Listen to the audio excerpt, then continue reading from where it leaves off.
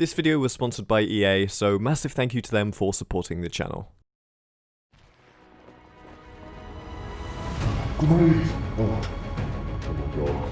Just give me any of them. Oh, I've got good retreat. Hold it back. Hold.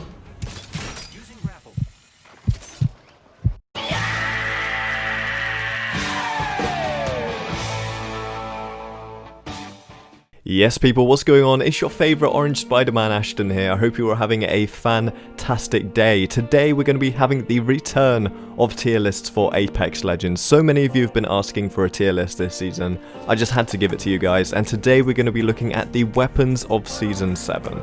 After all of the recent updates and changes in the Season 7 patch notes, we're going to be reworking the tier list from Season 6 and putting the weapons on the tiers again because of course, with the different meta changes, some weapons are now buffed and some are now nerfed, and we have to look at them and say which are the best and which are the worst for Season 7. And yes, before we get into the video and you guys say, "But you're not a pred yet." Trust me when I say, from track record, that I will be a pred this season. I mean, just look at this gameplay. If you don't think I'm going to be a pred after watching this, then I don't know what's wrong with you.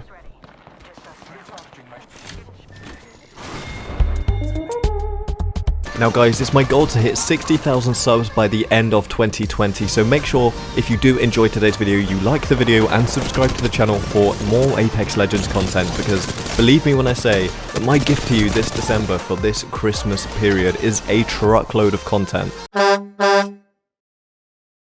Yeah, you don't want to miss out. So then guys, starting off the tier list in the F tier as we always do on this channel, because press F to pay respects for these weapons because they're gonna need it, because they are about to get roasted really hard, because I'm just really good at roasting. Like, what? Wait for it.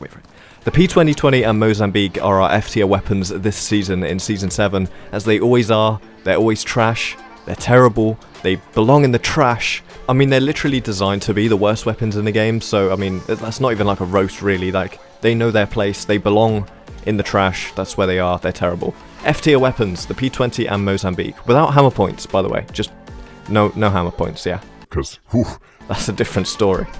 Moving up now into the D tier, because we all know the E tier is cursed and we don't have that on this channel. We go straight to the D tier after the F tier, and there are absolutely loads of weapons in this tier, so get ready, okay, because there's a lot. I've got to go through the whole list. The Sentinel is our D tier weapon this season for Season 7, and the changes they made to the Sentinel in the Season 7 update, in my opinion, has actually made it worse. Now, hear me out. A lot of people prefer the new updated Sentinel because when you charge the Sentinel now, it just does an overall damage boost rather than a shield cracking ability. So before it had disruptor rounds where if you shot a charged Sentinel shot into an enemy, it would automatically crack their shield regardless of what shield they have. So you could do a whole 125 to someone if they had a red shield, but of course it would only do 50 damage to someone if they had a white shield. So basically the disruptors were just a shield cracker on the Sentinel, and I loved this ability. The Sentinel wasn't obviously a great gun back then, but it was fun, and having that ability to crack someone's shields in one shot if you manage to land a shot is fun, and it deals a lot of damage if you can sort of late game put a load of shots together. You're actually going to be racking up the damage really fast, and it's actually really effective and a really fun gun to use. And since the update, it no longer does that anymore. It just kind of does an increased damage boost to the Sentinel, which means you can actually hit some really damaging headshots with it, but the body shots, which you're going to be hitting most of the time, are weaker than the disruptor round Sentinel, and I think I prefer a more forgiving Sentinel where you're going to be guaranteed that shield crack every time, to the sort of new updated version where you get a bit of a damage boost but it's still not really that great. I don't know, personally I prefer the old Sentinel, and that's why the Sentinel is our D tier weapon this time around. Alright then, so moving up into the C tier, and there actually are a ton of weapons in this tier this time around. This is the tier that kind of like has those weapons in that early game you'll pick them up and you'll think, alright, this will do for now, but as soon as you see one of the weapons in the above tiers, you're dropping it every time. Like, literally without question, you are dropping this weapon. So, in C tier, we have a few weapons. We have the RE45 and the RE45 with Quick Draw. We have the G7 Double Tap. We have the Havoc, the Eva 8 with no Double Tap, the L-Star, the Devotion with no turbo, and the Longbow without Skull Piercer. Now, I'm gonna keep it real with you guys, I do not have time with these tiers. Like, from C upwards, I don't have time to go into depth with every single weapon and why they're in that specific tier, but we're gonna have like a quick overview of each weapon. So, the RE45, for example, with and without quick draw, for me, it's just not anything above a C tier, because although it's nice, like especially early game, you can really get some good damage off. It's got nice fire rate, decent recoil control, and it can deal some decent damage, but the damage output compared to the other contenders is just not high enough for me to take it anywhere above C tier, and for me, the quick draw hop up doesn't give it all that much extra to make it even better, so for me the RE belongs in C. The G7 double tap is in C because, for me, the G7 is a gun that is so good because of how accurate you can be with it, and the double tap hop up for me makes it more inaccurate than accurate, and being able to ping off those shots in quick succession with the G7 is what makes it so scary. When you hit 3, 4, 5 shots in a row, you're dealing insane damage, and the G7 double tap makes it kick upwards when in most situations you're actually going to be going left and right with your tracking with the G7, so for me the double tap is not a good hop up for the G7. The Havoc without turbocharger, needless to say, it's okay, but that charge up time, baby, it's get that out of here. That ain't it, chief, that is not it for me. I will not run around with a Havoc without turbocharger. If I see a Volt or a turbocharger, obviously you're going to pick up the turbocharger every time, but for me, if I have a Havoc, I'm looking for a Volt. Simple as that, that's how it is. And if you find the turbo, maybe you'll keep it, but you'll still probably take a Volt, let's be honest. The Eva without double tap, loads of people swear by this gun. I can see some people having a problem with this, maybe they'd say it's a B tier gun. For me, I just personally don't have that much success with it. I don't really like the crosshairs with it, and yeah, unless you've got a purple bolt on this baby, it's really slow firing for me. It's just not for me. Like, people might not agree, but for me, the Eva without double tap, it's a C tier gun.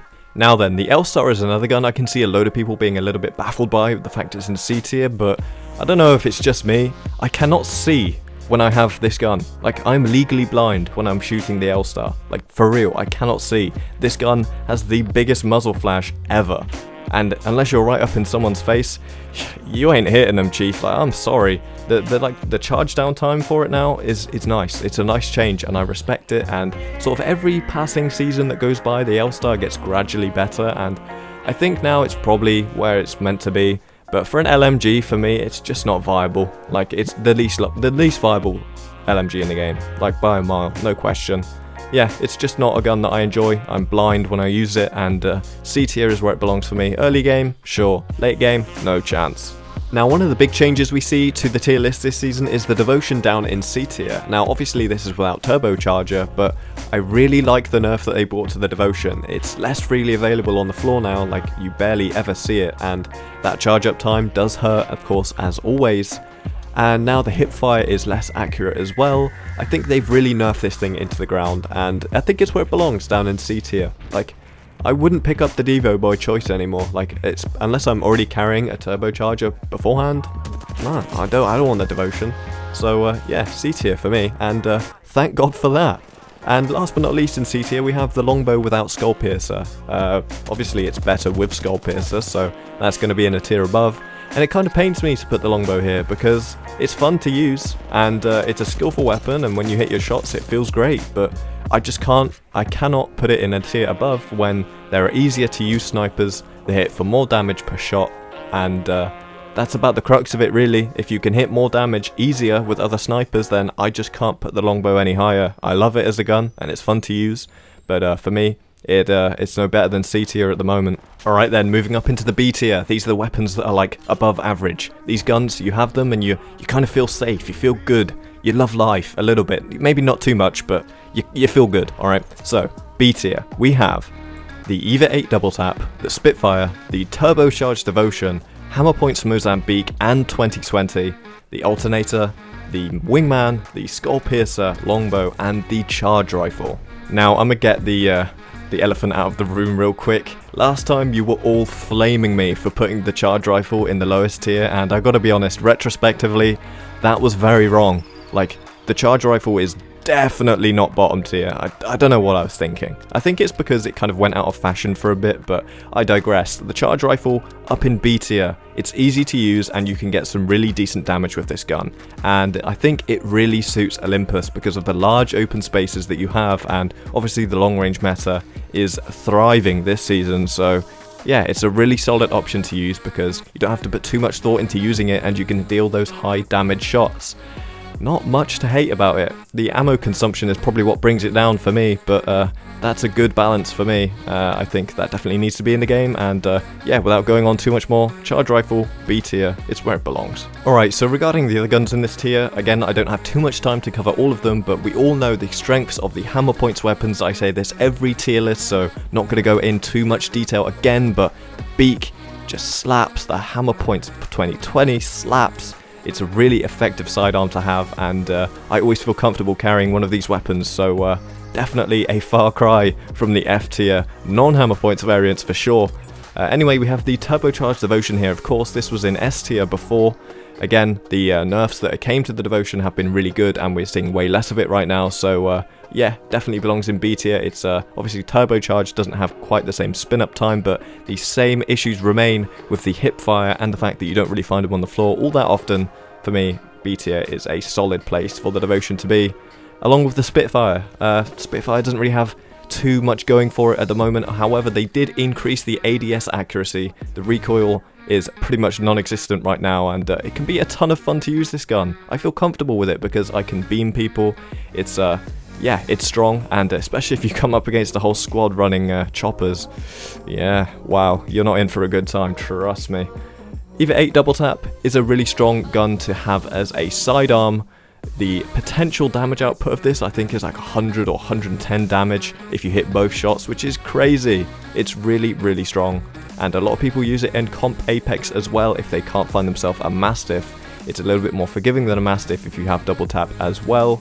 Yeah, a strong sidearm shotgun to use, and belongs in B tier for me. We have the Alternator in B tier as well because it's probably the least viable light SMG, because the RE45 is not an SMG, it's a pistol. The Alternator is the least viable light SMG for me. It just feels like it tickles for me. It just feels like it tickles enemies. Like early game, maybe sort of first 5-6 squads out of the game, like you can rock an Alternator, especially if you find the gold one that's out this season. Yeah, it's usable, but it's not something that you actively want to have in your inventory. You're always looking for those better light weapons if you have an Alternator, so I can't put it higher than B tier, but for me, it is better than C tier. We also have the Wingman without Skull Piercer or Quick Draw in B tier. Now this may cause a little bit of controversy, but it's only down here because with the hop-ups, it's better. And I think that it's better enough with the hop-ups to take it into a higher tier, if you know what I mean. I wouldn't put the Wingman without the hop-ups in the same tier as with the hop-ups because it's that much better with the hop-ups than without. Am I making sense?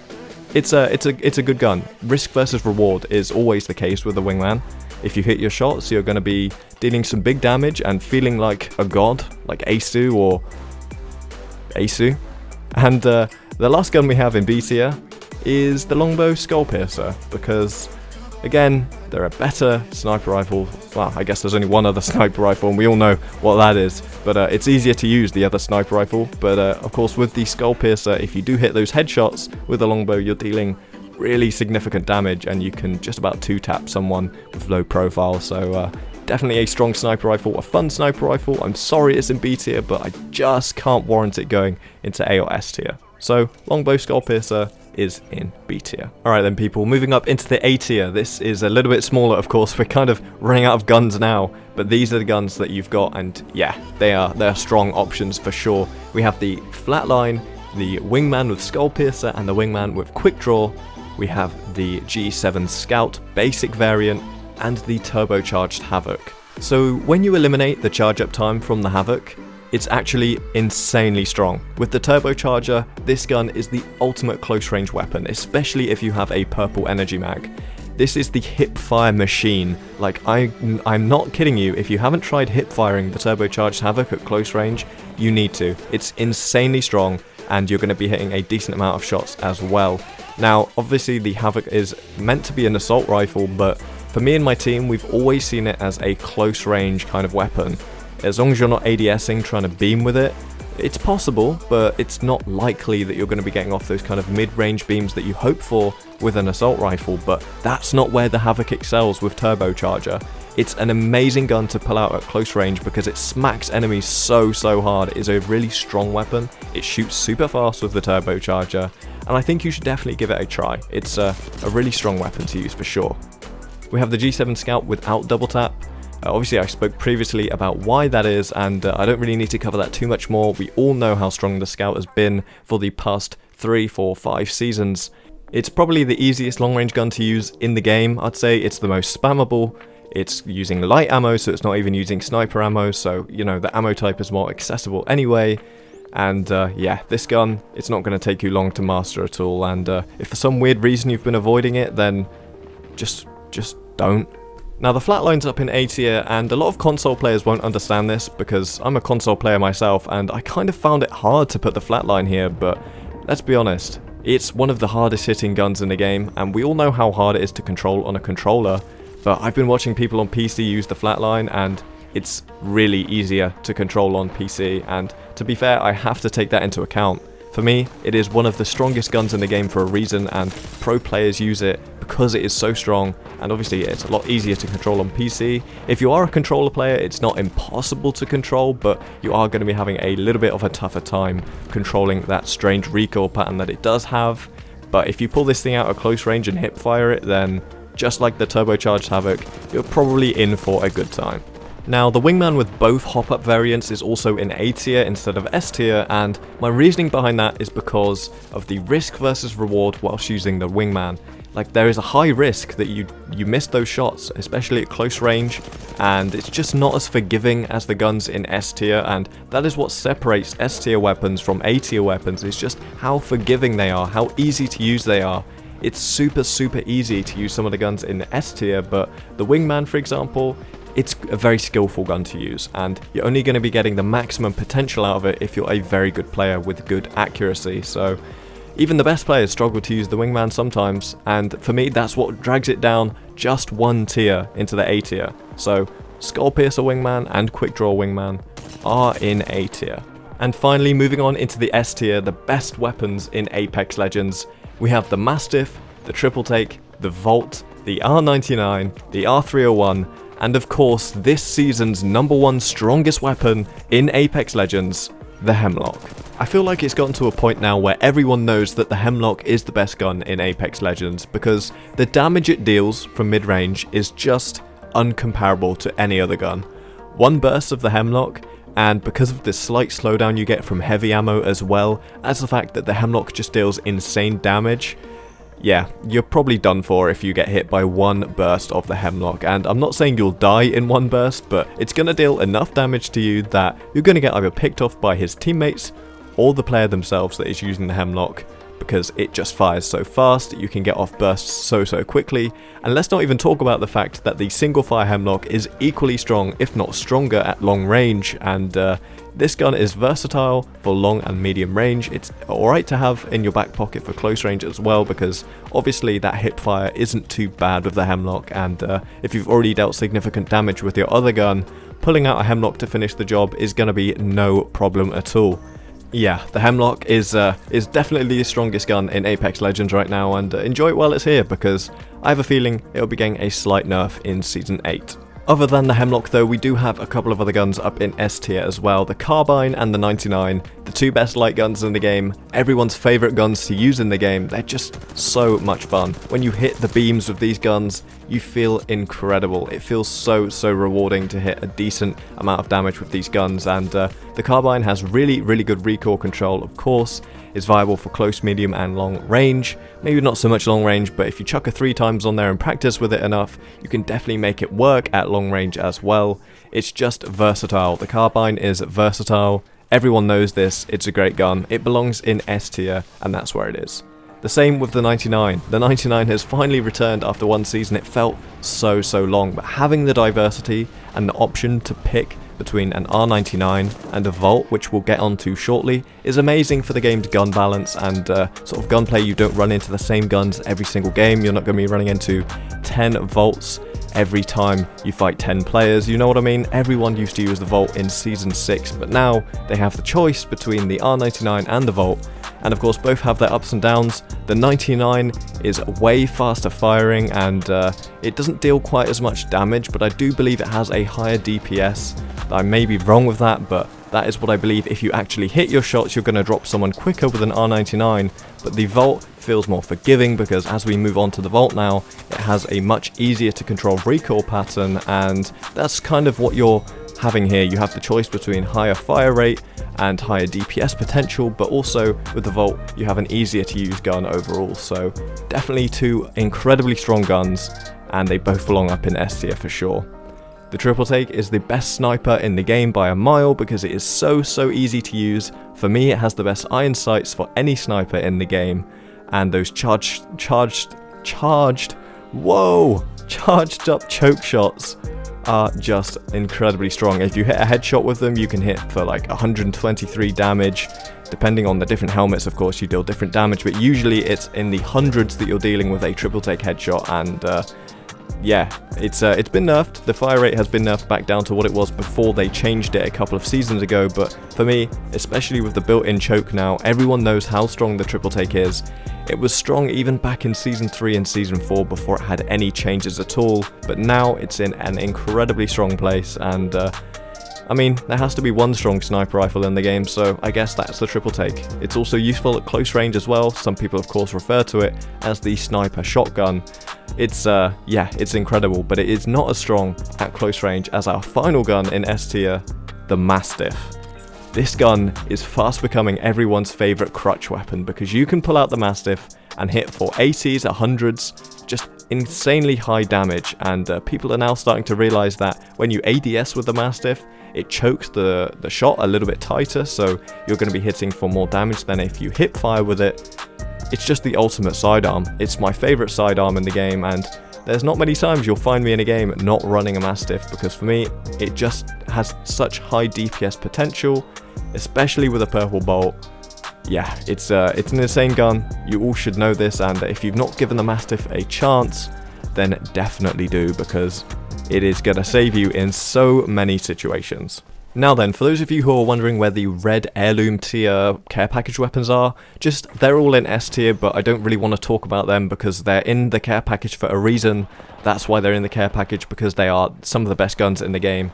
Like, that should be obvious, like that's why they're not freely available. It's because they're some of the best guns in the game. So just to clarify, the Kraber, the Peacekeeper and the Prowler, thank God the Prowler's in the package, are all S tier guns. Enough said, like they're good, you should know that. But guys, finally, with all of that having been said, I hope you have enjoyed today's video. Make sure to drop a like to help the channel out, help the video get recommended some more, and subscribe to the channel because, as I said, we're going for 60k by the end of the year, and that would be insane if you could do that for me, guys. So thank you so much. I hope you enjoyed today's video. I'll see you guys very soon in the next video with a little bit of something special. I can't announce it yet, but you're gonna love it. Stay tuned. See you soon.